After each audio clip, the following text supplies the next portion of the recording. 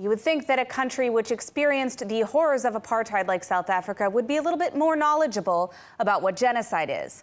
Sadly, South Africa under the ANC has become a failed state, obsessively condemning Israel while aiding and abetting some of the world's most horrific dictators and human rights abusers, including Venezuela, Cuba, Russia, and Iran. This is despite the fact that regimes like that in Iran are actively practicing gender apartheid.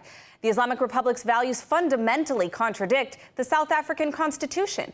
Yet the ANC has close ties and even put up billboards of the ANC side by side with Islamic regime officials. Even when Iranians were in the streets protesting, when women were being shot in the eyes, imprisoned and tortured by the regime, the ANC government actually invited Islamic regime president Raisi to South Africa. Is this how the ANC views women? I suppose it's not surprising given the fact that under the ANC, South Africa has become one of the most dangerous countries in the world for women, leading the entire world in rape and having astronomical numbers of domestic violence and general violent crime.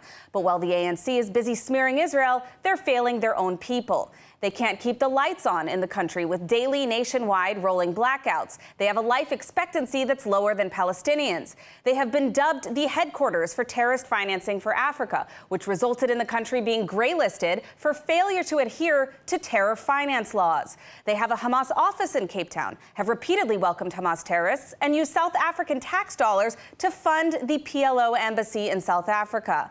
After the October 7th massacre, South Africa's foreign minister visited Iran, met with terrorist leaders, and even spoke with Hamas leader Ismail Haniyeh, congratulating him on the attack. Even when Israel has offered to help South Africa deal with internal food scarcity and agriculture issues, the ANC has spoken out against it. It was also the ANC which led the campaign against Israel's observer status in the African Union, even though Israel's done tremendous work to assist many African nations with development and agricultural tech.